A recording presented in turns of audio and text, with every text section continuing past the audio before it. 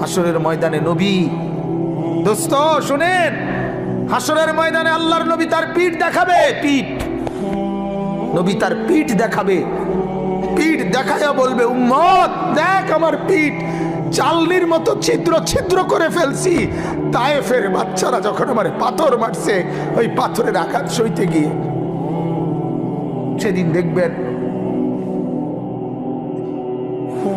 সেদিন বুঝবা যুবক,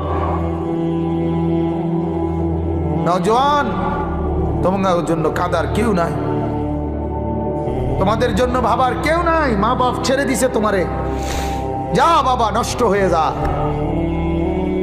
আহা, মোবাইলের হাতে ছেড়ে দিছে তোমারে, নষ্ট বন্ধুদের হাতে ছেড়ে দিছে তোমারে, যা বাবা পেটের ভুক লাগলে ভাত খাইয়ে যাইস, বাকি টাইম নষ্ট হয়ে যা।